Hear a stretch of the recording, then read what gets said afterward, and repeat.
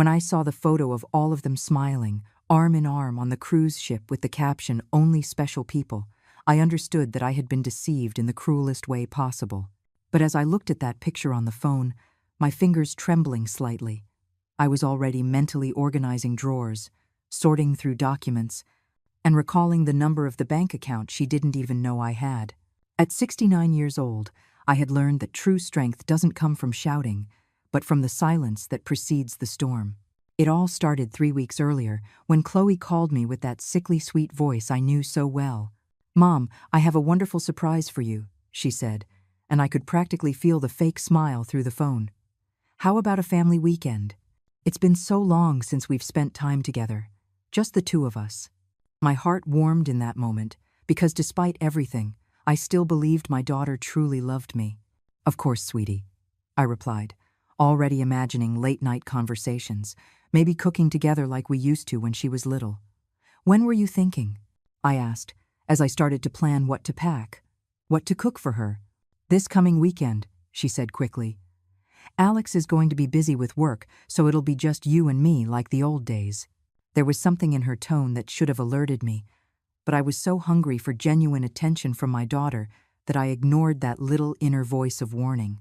I hung up the phone feeling lighter than I had in months. Finally, Chloe had chosen me over her friends, her work, her social plans. Finally, I was the priority. What a fool I was to believe that after years of feeling like just another piece of furniture in her life, she had suddenly decided to value me. I spent the whole week preparing. I went to the hair salon and got my hair done.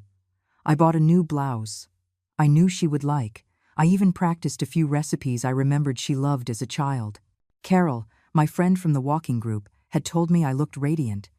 "Happiness is written all over your face, Helen," she said as we had coffee after our morning routine in the park. "It's just that Chloe invited me to spend the weekend with her," I told her, unable to hide the excitement in my voice. "It's been so long since we've had time for just ourselves." Carol looked at me with that expression I knew so well, that mix of concern and affection she had when she wanted to say something but didn't dare. "Just be careful, Helen," she finally said, taking my hand across the table. "You know I love you like a sister. But Chloe—" She paused, as if choosing her words carefully. "Chloe always seems to look for you when she needs something. This time is different," I insisted, although part of me knew Carol was right. She said she wanted to spend time with me, that she missed me.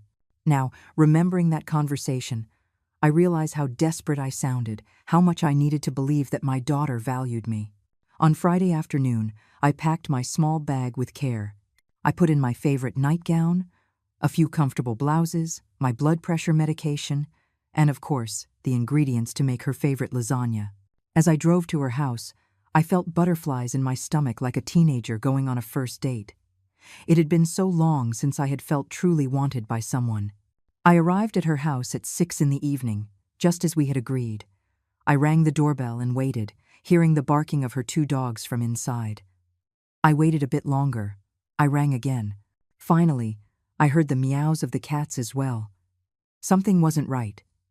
I took out my cell phone and called Chloe. "Mom, you're there," she said, and her voice sounded strange, as if she were in motion. "Look, there's been a little change of plans. The door's unlocked. Just come on in." When I pushed the front door open, I was immediately greeted by Duke and Princess, her 2 golden retrievers, who jumped on me desperately.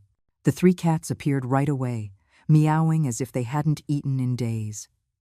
The house was dark, silent, and had that air of abandonment one feels when no one is home. "Chloe?" I called out, but there was no answer. I walked toward her bedroom, but it was empty. That's when I saw the yellow envelope on the kitchen table, with my name written in my daughter's hurried script. My hands trembled as I opened it. "Mom, we had to leave for an emergency. Please take good care of the doggies and the cats. There's food in the fridge for you and for them. We'll be back Sunday night. Love you, Chloe." I just stood there, reading and rereading that note, feeling something break inside my chest. It wasn't just disappointment. It was the slow, painful realization that, once again, I had been used. Once again, I had confused being needed with being loved. The animals were still around me, clearly hungry and in need of attention. Automatically, I started looking for their food, filling their water bowls, cleaning the litter boxes that had obviously been neglected for days. As I did, I felt a mixture of rage and sadness that I didn't know how to process. That's when I saw her iPad open on the sofa, with her Facebook active. And there it was. The picture that would change everything. Chloe, Alex, and their closest friends, all dressed elegantly, embracing on the deck of a spectacular cruise ship. All smiling, all happy, all looking as if they were having the time of their lives. And the caption, those words that would be seared into my memory forever. Only special people. In that moment, as I held the iPad with trembling hands, I understood that it hadn't been a last-minute change of plans. It had been planned from the beginning. I had never been invited for a family weekend. I had been invited to be the free pet sitter while they went off to have fun without me. But something interesting happened in that moment. Instead of crying, instead of calling her screaming, instead of throwing a tantrum like the Helen of years past would have done, I felt a strange calm wash over me. It was as if a part of me that had been dormant for years had finally awakened. I sat on her sofa, surrounded by her pets who had finally settled down after eating, and I began to think, to plan, to decide. Because if there was one thing I had learned in my 69 years of life, it was that dignity is not begged for. It is reclaimed. And I was ready to reclaim mine. On Saturday morning, I woke up on Chloe's sofa with Duke using my legs as a pillow and Princess curled up against my side. The cats had taken possession of the remaining armchairs, and for a moment, before I fully remembered where I was and why, I felt a strange peace.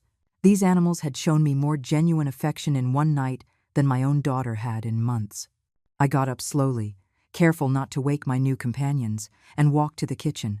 As I made coffee, my cell phone buzzed with a message from Carol. "How's your weekend with Chloe going? Hope you're having a good time, friend."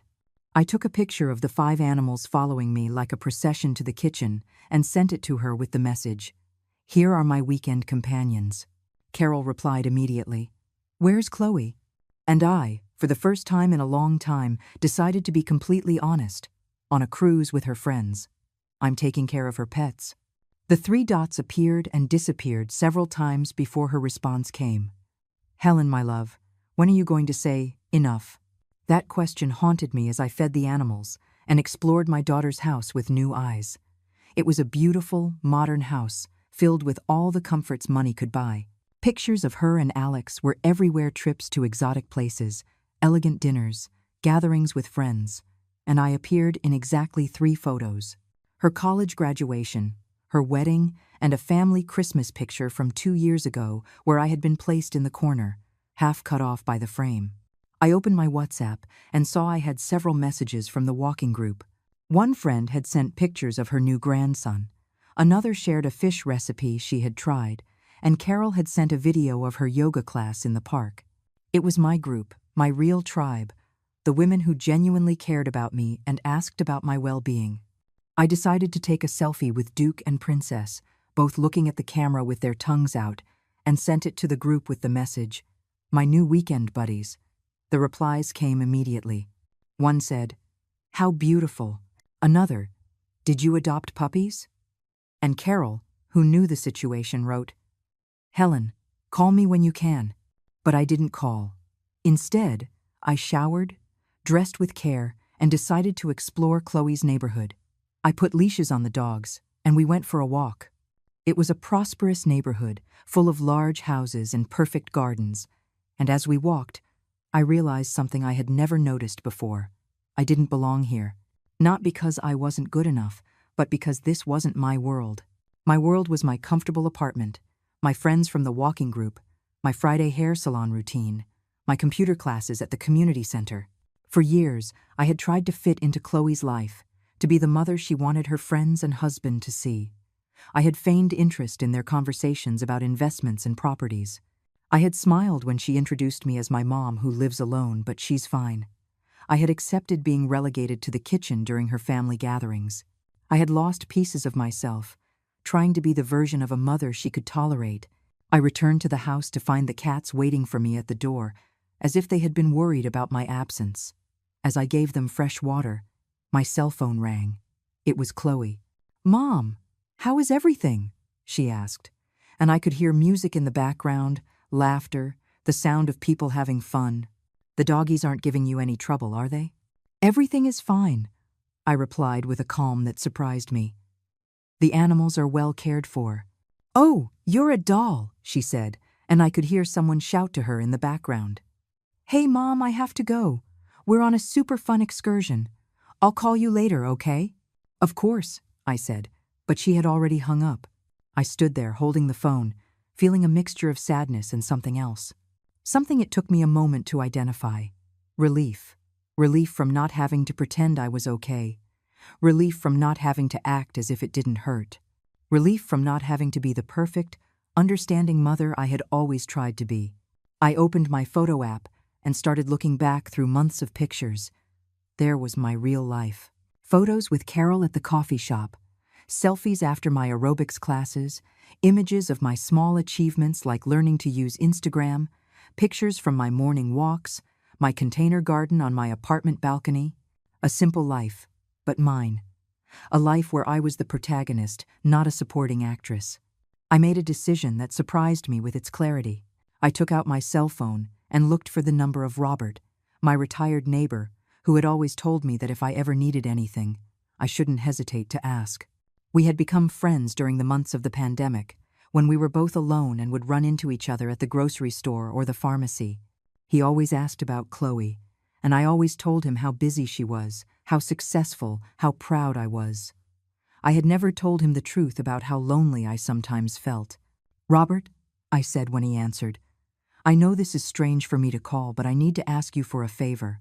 "Of course, Helen," he replied immediately. "What do you need? Could you go to my apartment and bring me a few things? I'm looking after Chloe's pets, and I'm going to be staying longer than I thought."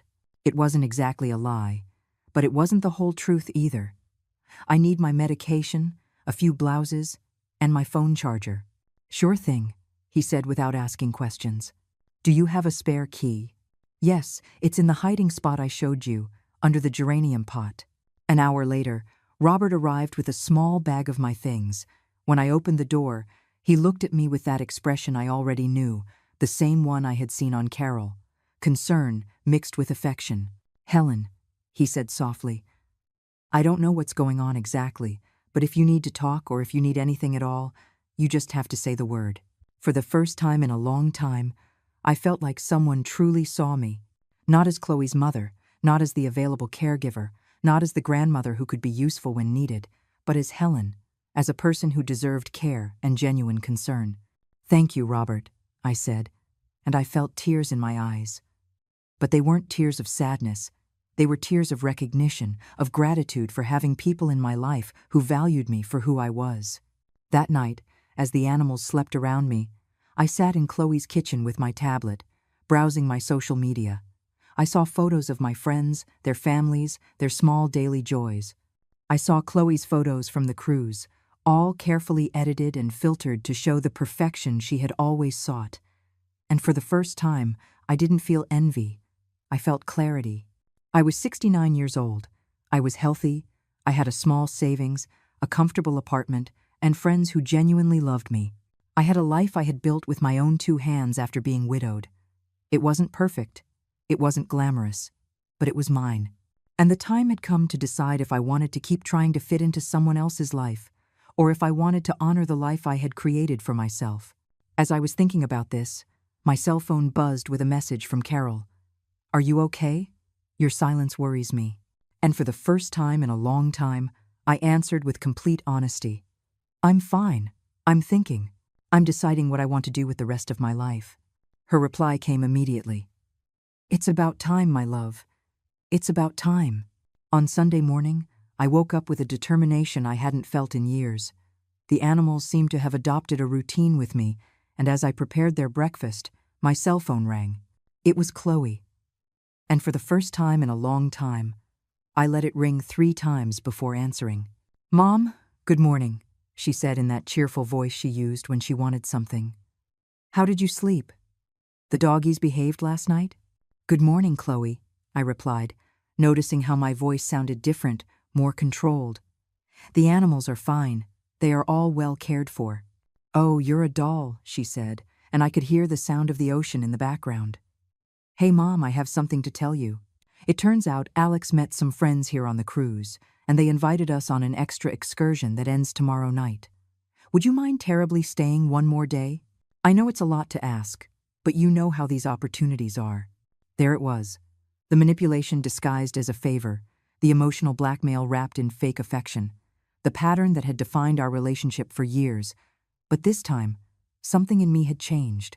"Chloe," I said, my voice surprisingly calm, "before I answer that, I need to ask you a question. When exactly did you plan this cruise?" There was a pause. "What do you mean, Mom?" "It's a simple question. When did you buy the tickets for this cruise?" "Well, a few weeks ago, but it was a last-minute surprise, and before or after you invited me to spend the weekend with you?" The silence stretched on for so long I thought the call had been disconnected. Finally, Chloe spoke, and her voice had changed completely. "Mom, I don't know why you're asking me these questions. I thought you'd be happy to help me. You've always been so good to me." "Chloe," I interrupted, and I felt a strength in my voice I didn't recognize. "I saw the picture. The picture where you're all hugging with the caption that says, 'Only special people.' I saw when you posted it. I saw your friends' comments congratulating you on the trip you had been planning for weeks." The silence that followed was different. It was no longer the pause of someone inventing an excuse. It was the silence of someone who had been caught. "Mom, I can explain." "No," I said, and the word came out with more force than I expected. "You don't need to explain anything. You need to listen. I will take care of your animals until you return, because they are not to blame for any of this. But when you get back, you and I are going to have a very serious conversation." "I don't understand why you're so upset," Chloe said, and I could hear the frustration in her voice. "I'm asking you for a favor, just like I always do. I thought you liked helping me." "You know what, Chloe? You're right. You've always asked me for favors. I have always said yes, but this time is different, because this time you lied to me. You made me believe you wanted me with you, when in reality, you just needed me." "Oh, Mom, don't be so dramatic. It's just one more day." "It's not just one more day," I said, feeling decades of frustration building in my throat. "It's a pattern. It's the way you've treated me for years, as if I were your personal, on-call employee, not your mother." "My employee? Mom, how can you say that? I love you, you know that." "You love me?" I asked, and my voice broke slightly. "When was the last time you called just to ask how I was? When was the last time you invited me to something without needing me to watch something or someone? When was the last time you included me in something because you wanted my company, not my service?" There was no answer, because there wasn't one, and we both knew it. "Mom," she finally said, her voice smaller, "I didn't know you felt that way." "You didn't know?" I asked, and a bitter laugh escaped me. "Chloe, I'm your mother. I have been available to you every time you've needed me, for 69 years. I have canceled plans, changed schedules, put my own life aside every time you've snapped your fingers. And I did it because I love you. But you have never done the same for me." "That's not true," she protested, but her voice sounded defensive, not convincing. "Isn't it? When was the last time you remembered my birthday without me having to remind you? When was the last time you asked about my friends, my classes, my interests? Do you even know I'm taking computer classes? Do you know that Carol and I won a small dominoes tournament last month?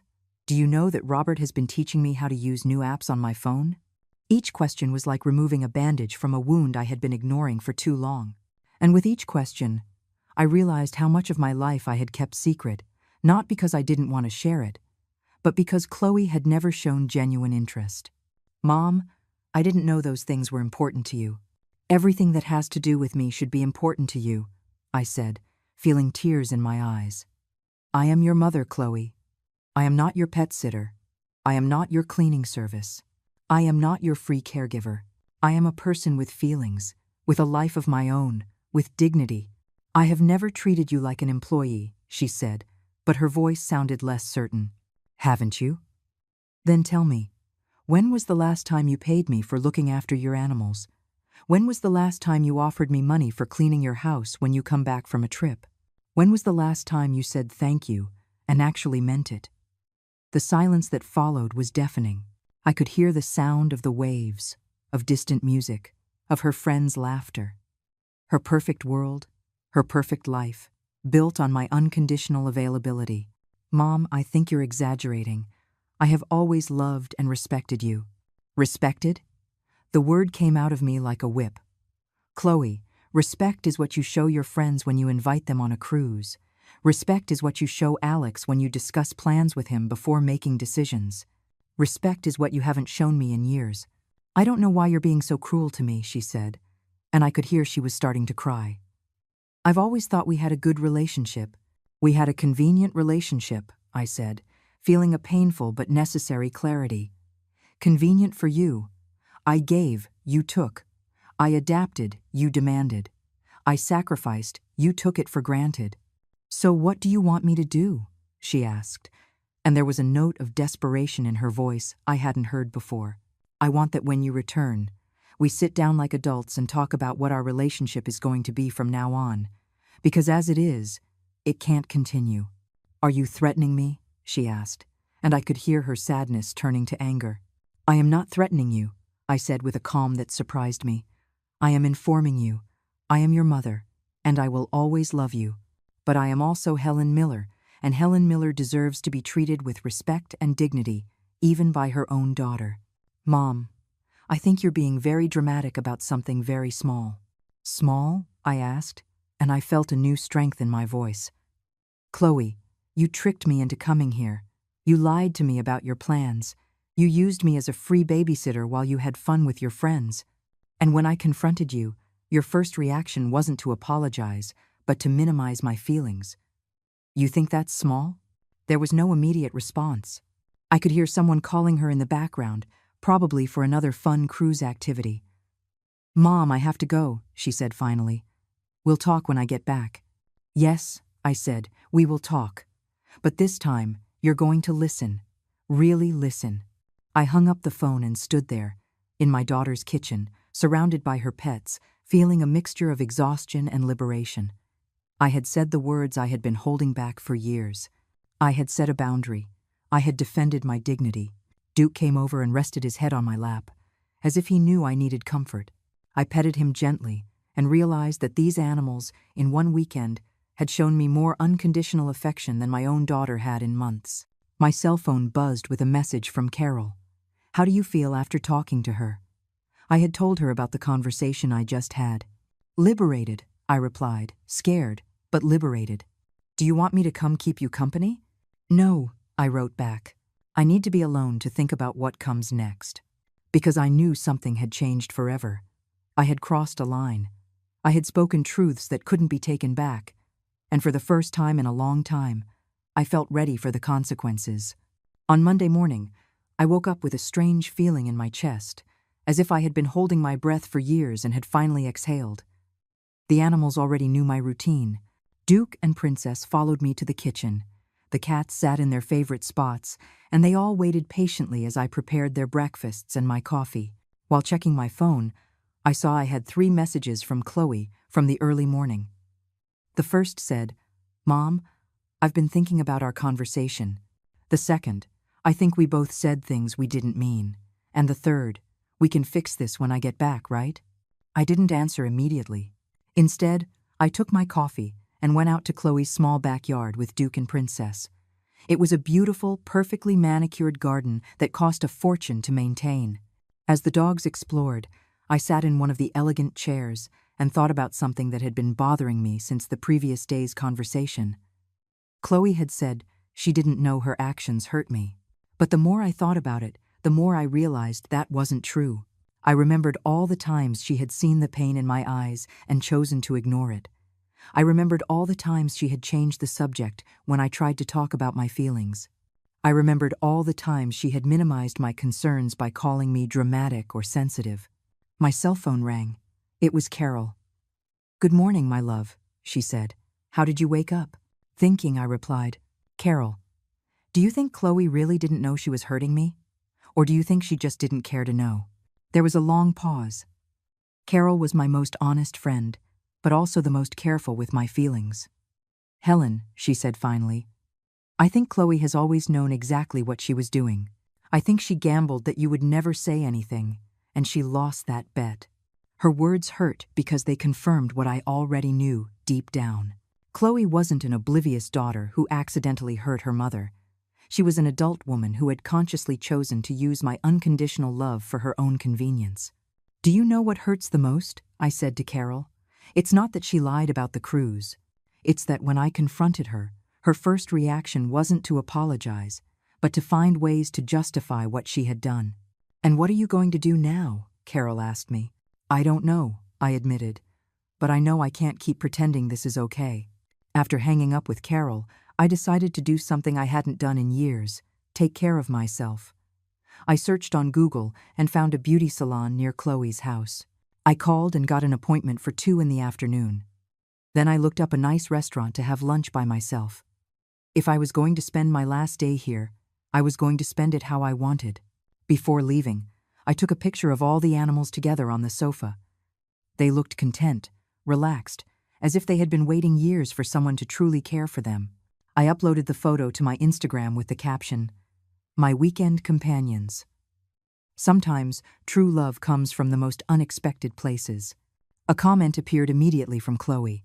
Are you posting pictures from my house on your social media? For the first time, her controlling tone didn't intimidate me. I replied, they're pictures of animals I'm looking after. I don't see the problem. The problem is that it looks like you're on vacation at my house. Vacation? I wrote, feeling indignation rise in my throat. Chloe, I am cleaning up messes you left, feeding animals you abandoned, and keeping your house running while you are on an actual cruise. If that seems like a vacation to you, maybe you need to reconsider your definition of the word. There was no reply. At the hair salon, the stylist, a young woman named Carla, asked me what I wanted to do. I want to look how I feel, I told her. Free. She cut my hair shorter than I'd had it in years, gave me subtle highlights that brightened my face, and when I looked in the mirror, I saw a woman I hadn't seen in a long time. A woman who looked strong, determined, dignified. You look beautiful, Carla told me. Is there a special occasion? Yes, I said, smiling genuinely for the first time in days. I'm celebrating that I finally stood up for myself. At the restaurant, I ordered what I wanted without worrying about the price or if it was too much. I ordered wine with lunch, something I never did. I took selfies and sent them to my group of friends. The replies were immediate. You look radiant. That haircut is perfect on you. You can just tell you're happy. When I returned to Chloe's house that afternoon, I sat in her perfectly decorated living room and really saw it for the first time. Everything was beautiful, expensive, impeccable, but there was nothing personal, nothing that spoke of memory or love. The only family photos were perfectly staged, professional ones. There was no clutter, no real life, no warmth. My apartment, by comparison, was filled with little things that made me happy. Plants I had nurtured, photos with my friends, souvenirs from small trips, books I had read. My life might not have been Instagram perfect, but it was authentic. My cell phone rang. It was Chloe again. Mom, I saw your pictures on Instagram. You look different. I feel different, I told her honestly. Why did you go to the salon? With what money? The question surprised me with its audacity. Chloe, I am 69 years old. I have my own pension, my own savings, and my own money. I do not need your permission to go to the salon. I didn't mean it like that, she said quickly. It's just that you seem so, I don't know, different. I am different, I told her. I'm starting to remember who I am when I'm not trying to be the mother you want me to be. What is that supposed to mean? It means that for years, I've tried to make myself smaller to fit into your life. I've pretended my feelings don't matter, that my needs aren't valid, that my only purpose is to be available for you. But I can't do that anymore. Mom, I feel like you're punishing me for asking for help. I'm not punishing you for asking for help, I said, feeling a crystal clarity. I'm holding you accountable for lying to me, for using me, and for treating my pain as if it were dramatic and irrational. So what do you want from me? She asked, and I could hear real frustration in her voice. I want that when you come back tomorrow, you look me in the eye and acknowledge that what you did was wrong. I want you to apologize genuinely, not because you feel trapped, but because you understand that you hurt someone who loves you. And I want you to assure me that you will never lie to me or use me this way again. And if I do that, will everything go back to how it was before? No, I said, and the word came out with a force that surprised me. Nothing will go back to how it was before, because I am not going back to how I was before. The Helen who accepts anything just to keep the peace is gone. The Helen who puts your needs before her own dignity is gone. The new Helen has boundaries, and she's going to keep them. The silence that followed was long and uncomfortable. I don't know if I like this new version of you, she said finally, and her accidental honesty hit me like a punch. I know, I said sadly, and that's exactly the problem, Chloe. You loved the version of me that was convenient for you, but that version was slowly killing me. I didn't know you felt that way, she murmured. Yes, you did, I said softly but firmly. Deep in your heart, you always knew you were asking too much and giving too little in return. But it was easier to ignore it than to change. So, what happens now? She asked, and for the first time in the conversation, I heard real fear in her voice. Now, I said, looking out the window at the perfect garden where Duke and Princess were playing happily, we find out if you can actually love the real version of me, or if you could only love the version that never told you no. That night, as I prepared for my last night at Chloe's house, I realized I no longer felt like a guest in her home. I felt like someone who was just passing through, someone who had come to learn something important about herself, and was almost finished with the lesson. Tomorrow my daughter would return, and we would find out who we really were when we could no longer pretend the problem didn't exist. On Tuesday morning, I woke up knowing it was my last day in this house, and for the first time in years, I woke up with a plan. Not a plan to please someone else, but a plan to protect myself. While feeding the animals, I opened the Notes app on my phone and started writing. Not a dramatic letter, not a list of complaints, but something I needed to keep myself steady when Chloe returned with her tears and her promises. Helen Miller's boundaries, I wrote at the top. And then, methodically, I began to list everything I would no longer tolerate. No more lies disguised as invitations. No more caregiving jobs without advance notice. No more minimizing my feelings. No more taking my availability for granted. Each line I wrote felt like reclaiming a piece of myself. Carol sent me a message. How are you feeling on your last day there? I took a picture of my list and sent it to her. Preparing for war, I wrote back. It's not war, my love, she replied immediately. It's diplomacy. You are setting the rules for your own territory. At 11 in the morning, my cell phone rang. It was Chloe. Mom, we've docked. We'll be home around 6. Is everything okay? Everything is okay, I replied, and it was true. For the first time in a long time, everything was exactly as it should be. Hey, Mom. Her voice changed, becoming softer, more manipulative. I've been thinking a lot about our conversation. You're right about some things, and I want us to talk when I get there. Perfect, I said. I've been thinking, too. Have you been upset this whole time? Because I don't want you to be upset with me. There it was again. Her concern wasn't about having hurt me, but about the consequences of having hurt me. It wasn't genuine guilt. It was discomfort with my reaction. I'm not upset, Chloe, I said with a calm that surprised me. I'm clear. What does that mean? It means that when you arrive, we are going to have an adult conversation about our relationship. And this time, you won't be able to change the subject, minimize my feelings, or make me feel guilty for speaking up. There was a pause. Mom, sometimes you talk as if I'm a bad daughter. You're not a bad daughter, I said honestly. You're a daughter who has made bad decisions about how to treat her mother. There's a difference. At 3 in the afternoon, I decided to do something I knew would annoy her, but that I needed to do for me. I invited Carol to come pick me up. Not because I couldn't face Chloe alone, but because I needed my daughter to see that I had people in my life who valued me. Are you sure? Carol asked when I called her. Completely sure, I said. I want Chloe to understand that I'm not isolated, that I don't depend solely on her for company and support. Carol arrived at 5:30, 30 minutes before Chloe was due. When I opened the door, all 5 animals greeted her as if she were family, which made Carol laugh. "These animals have better judgment than some humans," she said, petting Duke. "They've been better company than some humans, too," I replied. When we heard Chloe's car in the driveway, Carol took my hand. "Remember," she said, "you're not the one who needs to apologize here." Chloe came through the front door with Alex behind her, carrying suitcases. She looked tan, relaxed, beautiful. And when she saw me with Carol in her living room, her expression changed immediately. "Hi, Mom," she said, leaning in to give me a kiss on the cheek. "Hi, Carol." "Hello, Chloe." Carol replied with that cool politeness she used when she didn't like someone but was too well-mannered to show it. "I didn't know you had company," Chloe said, looking at Carol as if she were an intruder. "Carol came to get me," I said simply. "After we talk, I'm leaving with her." "You're leaving?" The surprise in her voice was genuine. "I thought you'd stay for dinner, that we could talk calmly." "We can talk now," I said, gesturing to the sofa. "Alex, could you give us a few minutes?" Alex, who had been trying to become invisible since he walked in, nodded quickly and disappeared toward the kitchen. Chloe sat across from me, and I could see in her eyes that she was trying to calculate how to handle the situation.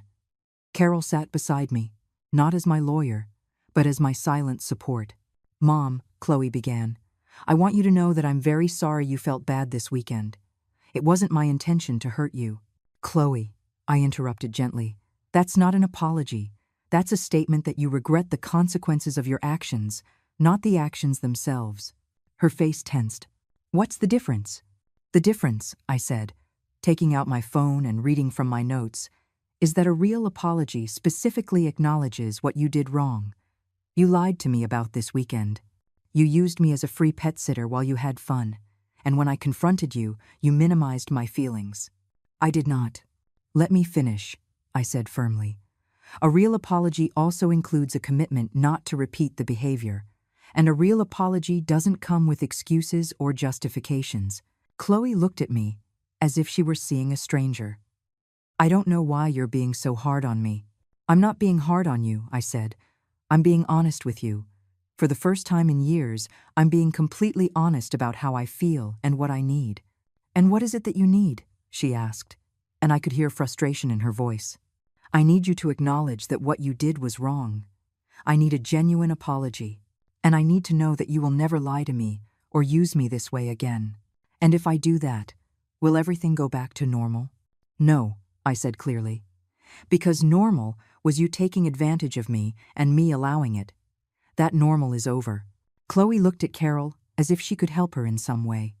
Carol simply looked back at her with a neutral expression. "I don't understand why you're making this so complicated," Chloe said finally. "It was just a misunderstanding." I stood up from the sofa. "Chloe, if tricking your mother into watching your pets while you have fun is just a misunderstanding to you, then there's nothing more to talk about here." "You're leaving?" she asked, and for the first time I heard real panic in her voice. "I'm leaving," I confirmed, "and I'm not coming back until you're ready for an honest conversation about our relationship." "Are you cutting me out of your life?" she asked, standing up as well. "No," I said, grabbing my bag. "I'm giving you the chance to decide if you want a real relationship with me or if you just wanted an on-call employee who looked like your mother." I walked to the door with Carol by my side. At the last moment, I turned around. "Chloe," I said, "when you're ready to treat me with the respect you would give any other person in your life, call me, but not before." We left the house, leaving Chloe standing in her living room, surrounded by the animals that had been better company to me than she had in years. 2 weeks passed without a word from Chloe. 2 weeks in which I woke up every morning in my own apartment, had breakfast at my own pace, and dedicated myself to rediscovering who Helen Miller was when she wasn't constantly worried about pleasing her daughter. Carol came for coffee with me every morning, and during those morning coffees, she helped me process what had happened. "Do you feel guilty?" she asked one Friday as we watched people pass by the coffee shop window. "Sometimes," I admitted. But then I remember that all I did was ask her to treat me with basic respect, and the guilt goes away. During those 2 weeks, something interesting happened. My cell phone started ringing more often, but it wasn't Chloe. It was another friend, inviting me to lunch. It was a neighbor, sending me funny videos. It was Robert asking if I wanted to go to the farmer's market with him. It was as if by freeing myself from the constant drama with Chloe, I had created space for other relationships to flourish. On Friday night, I was watching a movie with Carol when my cell phone buzzed with a message from a number I didn't recognize. "Grandma, Helen, it's Sophia. Can we talk?"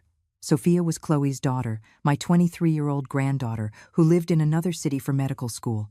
I hadn't heard from her in months. "Of course, my love," I replied immediately. "Do you want me to call you?" My cell phone rang 5 minutes later. "Grandma," Sophia said, and her voice sounded nervous. "My mom told me what happened 2 weeks ago." "Oh, she did?" I said carefully. "And what exactly did she tell you?"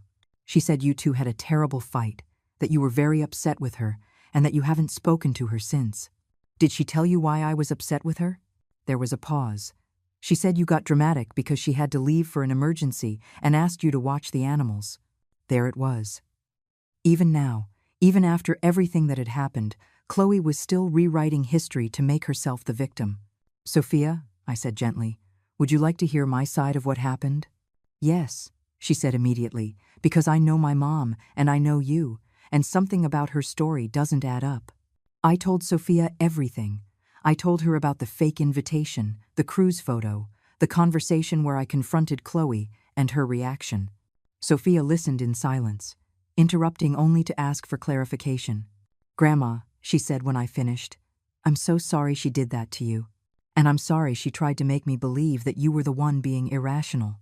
"Thank you, my love," I said, feeling an enormous relief that at least one person in my family could see the situation clearly. "You know what bothers me the most?" Sophia continued. "It's that she does this all the time. She rewrites situations to make the other person look bad when she's the one who acted wrongly." "Has she done that to you too?" I asked, though I already suspected the answer. "All the time," Sophia said with a sigh. "That's why I pulled away so much when I started college. I was tired of walking on eggshells, tired of everything always being my fault, tired of apologizing for things I hadn't done wrong." We talked for 2 hours.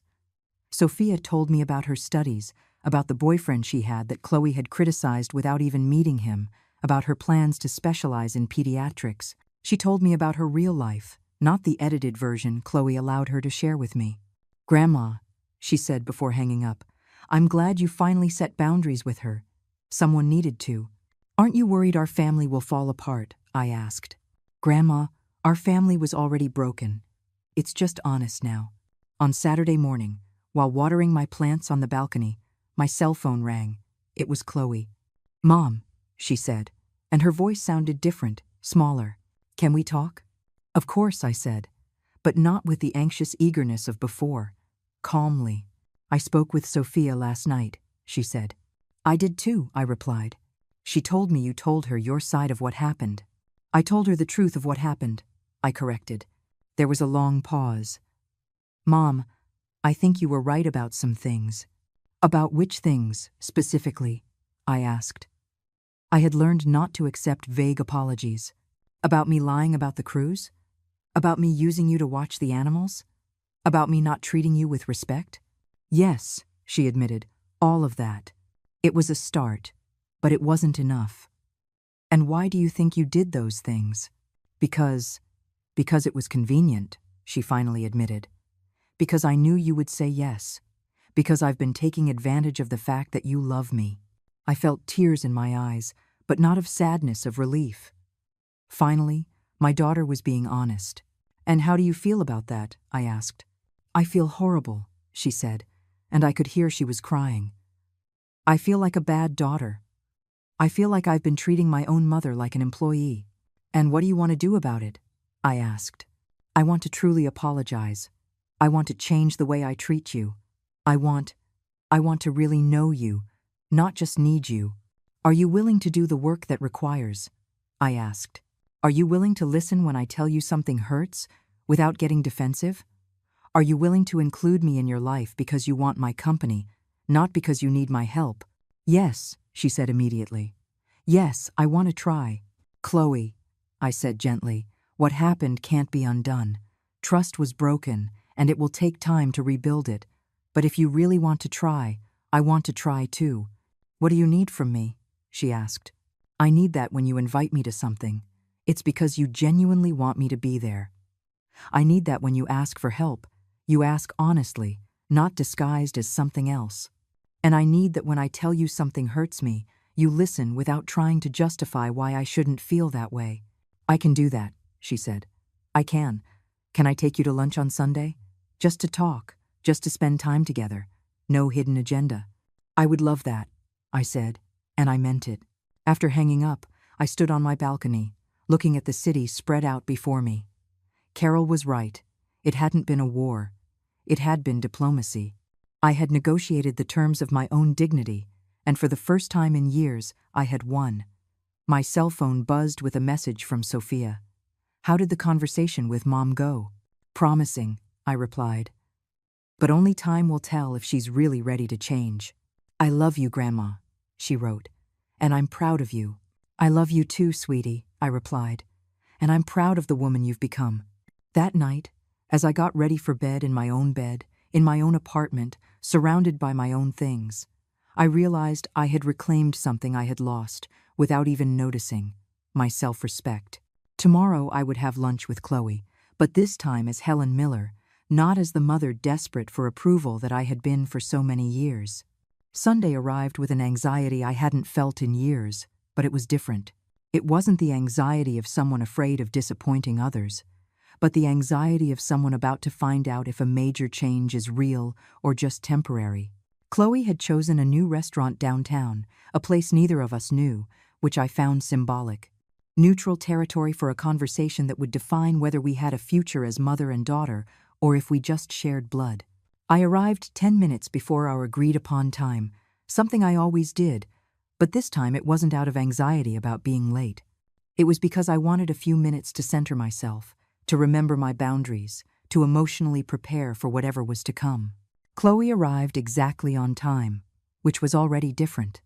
She was normally 15 to 30 minutes late, always with an elaborate excuse about traffic or some last-minute problem. This time, she simply arrived when she said she would. "Hi, Mom," she said, giving me a kiss on the cheek that felt genuine, not automatic. "Hello, Chloe," I replied, studying her face. She looked tired, as if she'd been losing sleep, but she also looked present, completely present in a way I hadn't seen in years. We sat down and spent the first few minutes in silence, looking over the menu. But it was a comfortable silence, not a tense one. Finally, Chloe put her menu aside and looked me directly in the eye. "Mom," she said, "I've been thinking a lot these past 2 weeks. About us, about our relationship, about the way I've treated you." "And what have you been thinking?" I asked, keeping my voice neutral. "I've been thinking that Sophia was right when she said I've been treating you like an employee instead of my mother. I've been thinking that Carol was right when she once told me I took your love for granted. And I've been thinking that you were right when you told me I had been confusing being needed with being loved." Each admission felt like a small miracle. Not because I didn't already know these things were true, but because Chloe was finally seeing them too. "Do you know when I realized you were completely right?" she asked me. "When?" "When I got back to my house after you left, and the animals kept looking for you. Duke stood by the front door for hours, waiting for you to come back. And I realized that in 3 days, you had given them more attention and affection than I had in months." I stayed quiet, letting her continue. "And then I thought about how many times I've done the exact same thing with you, expected you to be there when I needed you, without ever wondering what you needed from me. And how do you feel about that realization?" I asked. "I feel ashamed," she said, and her eyes filled with tears. "I feel guilty, and I'm scared that it's too late to fix what I've broken." "Chloe," I said gently, "shame and guilt are important because they mean you recognize you did something wrong. But what matters now is what you do with those feelings." The waiter came to take our order, and after he left, Chloe continued. "I want to tell you something," she said. "After our fight, Alex said something that really bothered me at the time, but I've been thinking about it ever since." "What did he say?" "He said that if he treated his mother the way I treat you, he would feel like a monster. He said he had never met anyone as willing to help as you, and that he had never met anyone who took that generosity for granted as much as I did." Alex's words were harsh, but fair. "Do you know what hurt me the most about what you said 2 weeks ago?" Chloe asked me. "What?" "When you asked when was the last time I had called just to know how you were, because when I tried to remember, I realized I never have, not once in my life. This admission hurt more than I expected, not because it was a surprise, but because it confirmed something I had been feeling crazy for noticing. Mom, Chloe continued, I want to know you, really know you, not just as my mother, but as Helen. I want to know what you like to do on your days off. I want to know what your dreams are that have nothing to do with me. I want to know what makes you laugh, what worries you, what excites you. Why now? I asked her. Why not before? Chloe thought for a moment before answering. I think before, I couldn't see you as a whole person because I was too busy seeing you as my safety net. It was easier to keep you in that box of mom who is always available than to acknowledge that you were a complete woman with your own life and your own needs. And what changed? What changed was that, for the first time in my life, you told me no. You set a real boundary. And I realized that I had been taking advantage of someone who loved me too much to protect herself from me. Our food arrived, but neither of us touched our plates immediately. Chloe, I said, I appreciate everything you're saying, but I need you to understand that words are just the beginning. I need to see real changes in the way you treat me. I understand, she said immediately. You can tell me specifically what you need to see. I took out my cell phone and opened my notes. Over the past 2 weeks, I had been refining my list of boundaries. I need that when you invite me to something, you tell me exactly what you expect of me from the beginning. No surprises, no hidden agendas. Okay. I need that when you ask for help, you ask if I can and want to help, not just assume I'll say yes. Okay. I need you to respect it when I say I can't or don't want to do something without making me feel guilty for having boundaries. Okay. And I need you to invest in our relationship as much as I do. That you call sometimes, just to talk. That you remember dates that are important to me. That you include me in your life because you want me to be there, not because you need something. Chloe nodded at each point, but then she added something I didn't expect. Mom, she said, I also need something from you. What do you need? I need you to tell me when something bothers you, at the moment it bothers you, not to save it up until you explode. I need you to trust that I can handle the truth about your feelings. Her request surprised me, but it also made me feel hopeful. It meant she was really thinking about how to make our relationship work better for both of us. I can do that, I said. But you need to be prepared to hear things you might not want to hear. I'm prepared, she said, or at least, I'm willing to learn to be prepared. We finally started to eat, and for the first time in years, we shared a meal where we actually talked. Chloe asked me about my computer classes, about my friends, about my plans for the next year. And she listened. Really listened, without looking at her phone, without changing the subject to herself. When we finished eating, Chloe looked at me with an expression I hadn't seen in years. Mom, she said, I know this is going to take time. I know I can't undo years of treating you badly with one conversation. But I want you to know that I'm going to do the work. I'm going to change. I believe you, I said, and I was surprised to realize it was true. But I also need you to understand that if you don't follow through on what you're promising, I'm not going to stay quiet like before. I wouldn't expect you to, she said. The new Helen doesn't stay quiet, and I'm glad she doesn't. As we walked to our cars, Chloe gently took my arm. Can I ask you something? She said. Of course. Is there any chance you can forgive me? Chloe, I said, stopping to look at her directly. I have already forgiven you. But forgiving doesn't mean forgetting, and it doesn't mean going back to how things were before. It means I'm willing to start over, with you, if you are truly willing to change. We hugged, and for the first time in a long time, the hug felt real. It felt like two adult women who loved and respected each other, not like a daughter patronizing her mother. I'll call you tomorrow, Chloe told me, just to see how you are. I'd like that, I said. As I drove home, I realized something fundamental had shifted. Not just in Chloe, but in me. I had learned that I could love my daughter without sacrificing my dignity.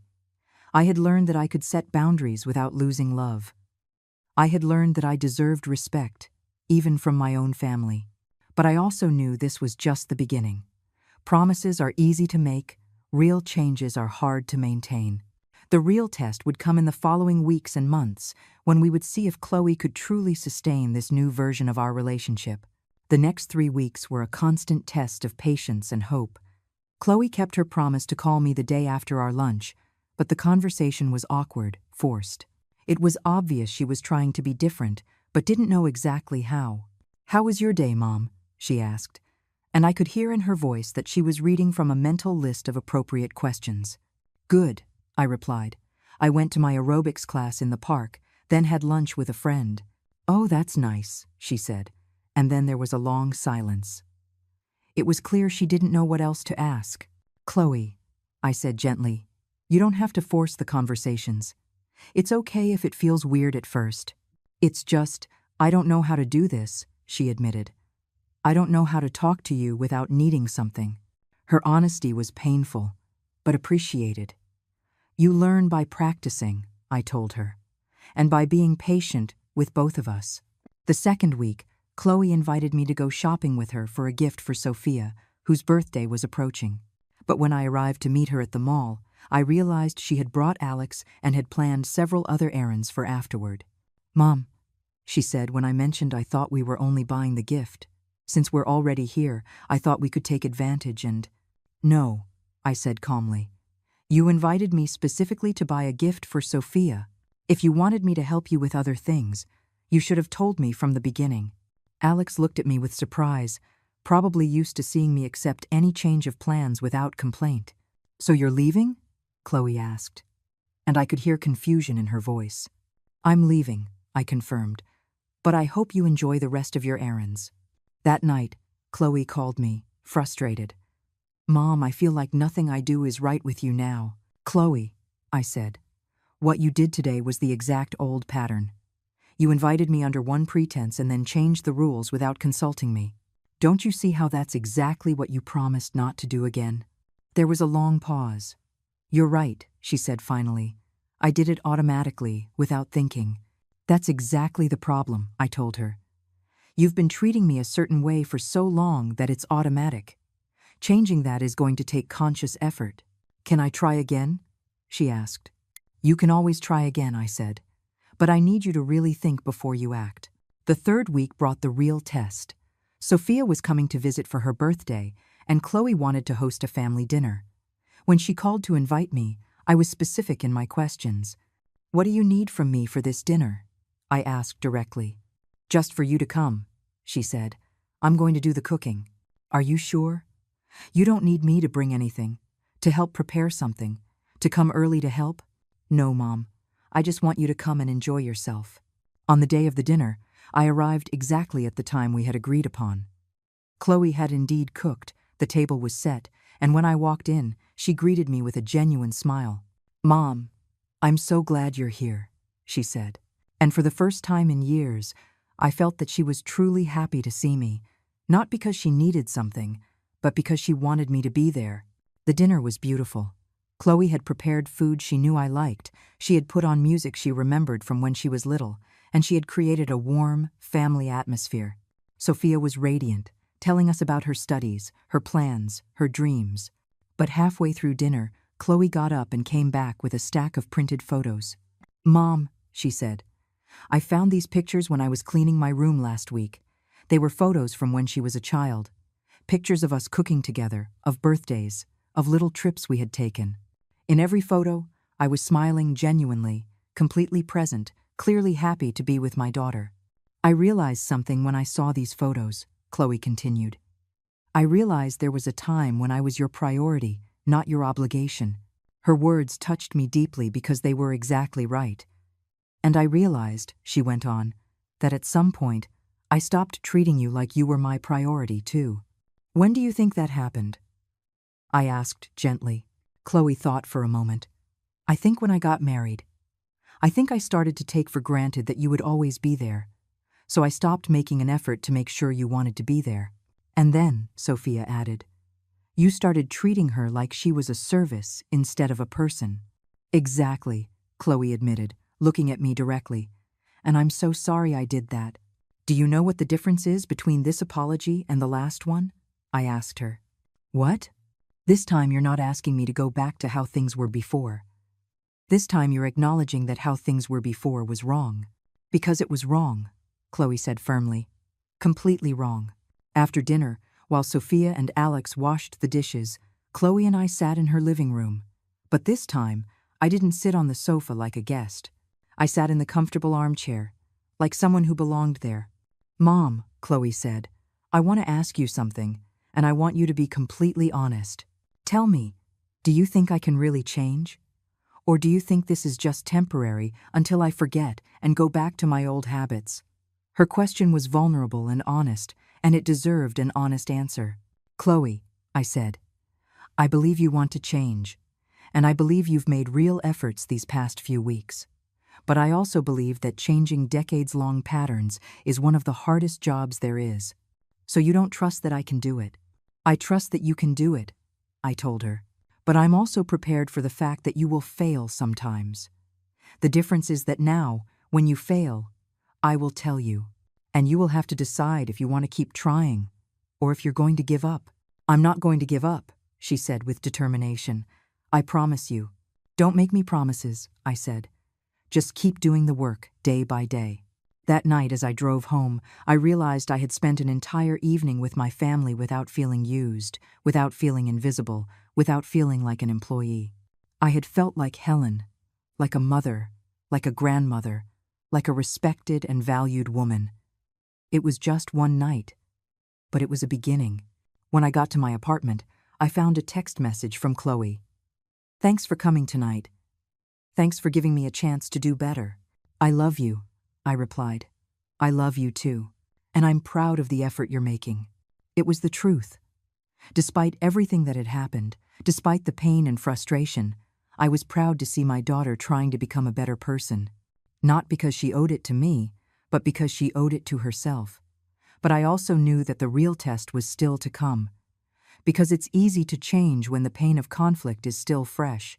What's hard is to maintain the change when life returns to normal, when the old temptations and old habits start calling again. Only time would tell if the new Chloe was real, or if she was just a temporary version created out of the fear of losing me. 6 months later, I woke up on a Sunday morning with a feeling I hadn't had in years. Genuine anticipation for the day ahead. Not because I had to do something for someone else, but because I had chosen to do things that brought me joy. My morning routine had become sacred to me. Coffee on my balcony, checking messages from my group of friends, planning my day according to my own desires. That particular Sunday, I had plans to go to the market with Carol, then have lunch with Robert at a new restaurant, and in the afternoon, video call with Sophia, who wanted to show me her new apartment. My cell phone rang at 10 in the morning. It was Chloe, as it had been every Sunday for the past few months. Good morning, Mom, she said, and her voice sounded relaxed, natural. How did you sleep? Very well, my love, I replied, and it was completely true. And how about you? Good, too. Alex is working out, and I'm enjoying the quiet of the house. She paused for a moment. Mom, do you have plans for this afternoon? For a second, I felt that old, automatic alarm. But then I reminded myself that Chloe had consistently kept her promises for months. Yes, I said honestly. I'm going to video call with Sophia. Oh, okay. It's just that I found something I think you'll love, and I wanted to bring it to you. But if you're busy, I can bring it any other day. What did you find? I asked, curious. It's a small surprise. Something I saw that made me think of you. This was new. In all my years as Chloe's mother, she had never seen something random and thought of me. You know what? I said. Sophia and I had planned the call for 4. Would you like to come over around 5? You can stay for dinner if you want. Are you sure? I don't want to interrupt your day. Chloe, I said, smiling, I would love to see you. And it was true. At some point during these months, I had stopped seeing Chloe's visits as interruptions or obligations. I had started to see them for what they were always supposed to be. Time with my daughter because we both wanted to be together. That afternoon, after a wonderful video call with Sophia where she showed me every corner of her new place and told me about her hospital rotations, Chloe arrived promptly at 5 with a small bag in her hands. What did you bring? I asked as I made coffee for us both. Wait, she said, smiling mysteriously. She took a small frame out of the bag and handed it to me. It was a picture of the two of us, but it wasn't an old photo. It was a picture someone had taken of us during Sophia's birthday dinner months ago, when we were laughing at something Alex had said. In the photo, we were both completely present, completely happy, completely ourselves. When was this picture taken? I asked her. Sophia took it without us realizing, Chloe told me. She sent it to me last week, and when I saw it, I realized something. What did you realize? I realized it's the first picture I have of us, in years, where we both look truly happy. Not posing for the picture happy, but genuinely glad to be together. She was right. In the photo, you could see the genuine love, the mutual enjoyment, the ease we had slowly rebuilt. And I realized, Chloe continued, that I wanted to have more moments like that. Moments where we're together because we want to be together. Do you know what I like most about this picture? I asked her. What? That neither of us is pretending to be someone else. You're not pretending to be the perfect daughter, and I'm not pretending to be the mother who never says no. Exactly, Chloe said. It's us, the real versions. We sat in my living room, drinking coffee, and talking about our weeks. Chloe told me about a new project at work, about a movie she had seen, about a conversation she'd had with a friend. I told her about my classes, about a new recipe I had tried, about a book I was reading. It was a normal, everyday conversation, the kind that mothers and daughters have when they really know and enjoy each other. Mom, Chloe said after a while, can I ask you something? Of course. Are you happy? I mean, in general, with your life, are you happy? The question surprised me with its simplicity and its depth. Yes, I said after thinking for a moment.